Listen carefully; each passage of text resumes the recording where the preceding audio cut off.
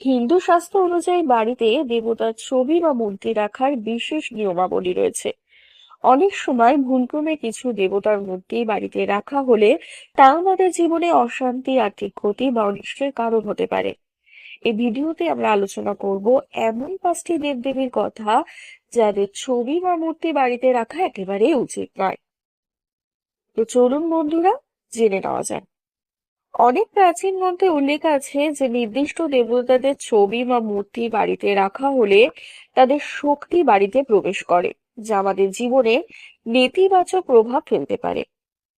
কিছু দেবতার মূর্তি তান্ত্রিক পদ্ধতিতে পূজিত হয়। তাদের শক্তি এমন ভাবে কাজ করে যা আমাদের ব্যক্তিগত বা পারিবারিক জীবনে অমঙ্গল এনে দিতে পারে। বাড়ি হলো আমাদের ব্যক্তিগত আশ্রয়স্থল। এখানে সঠিক ও শান্তিপূর্ণ পরিবেশ বজায় রাখতে হবে, যাতে নেতিবাচক শক্তির কোনো প্রবেশ না ঘটে। বাড়িতে রাখবেন না এমন 5 দেবদেবী। 1. শ্মশানকালী। দেবী শ্মশানকালী তার জাগ্রত ও রুক্ষ প্রকৃতির জন্যই পরিচিত।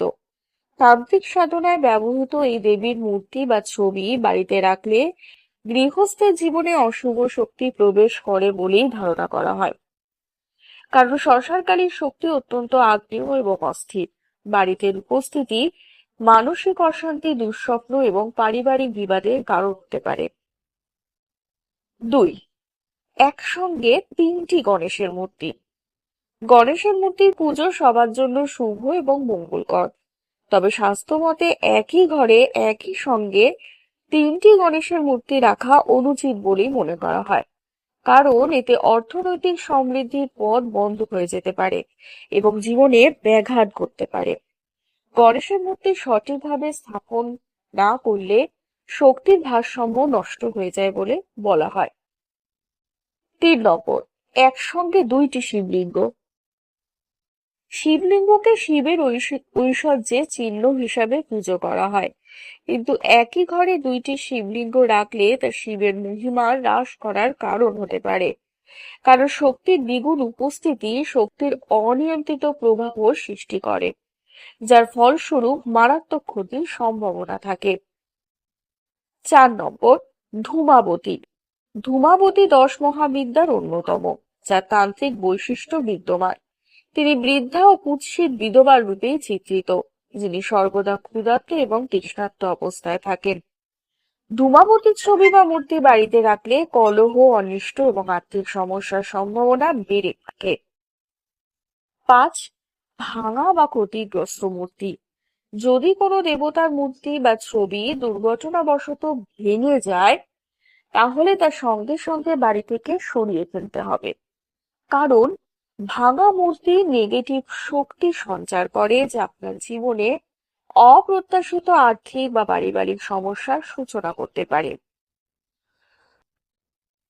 প্রাচীন স্থাপত্য শাস্ত্র ও জ্যোতিষশাস্ত্র অনুযায়ী বাড়ির অভ্যন্তরে সঠিকভাবে দেবতার ছবি বা মূর্তি স্থাপন করা মানসিক, শারীরিক ও আর্থিক কল্যাণে সহায়ক, কিন্তু ভুল স্থান নির্বাচন করলে তা বিপরীত প্রভাব ফেলতে পারে। বাড়িতে দেবতার ছবি রাখার সময় অবশ্যই তাদের স্থাপনা, দিক এবং উপাদানের প্রতি বিশেষ নজর দেওয়া উচিত।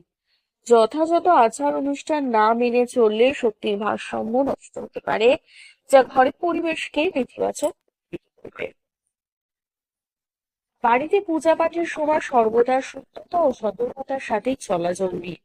যদিও প্রচলিত রীতিনীতি ও গ্রন্থসমূহে এসব বিষয় উল্লেখ রয়েছে, ব্যক্তিগত বিশ্বাস ও অভিজ্ঞতাকে গুরুত্ব দিতে হবে। যদি কোনো দেবতার ছবি বা মূর্তি নিয়ে সন্দেহ বা সমস্যা থাকে, তবে কিন্তু একজন আধ্যাত্মিক গুরু বা জ্যোতিষীর সাথে পরামর্শ করে নিন। এই ভিডিওটি বন্ধুরা আপনাদের কেমন লাগলো অতি অবশ্যই কমেন্টের মাধ্যমে জানাবেন, এবং ভালো লাগলে শেয়ার করে দেবেন এবং একটা লাইক করবেন। চ্যানেলটি সাবস্ক্রাইব করে দিতে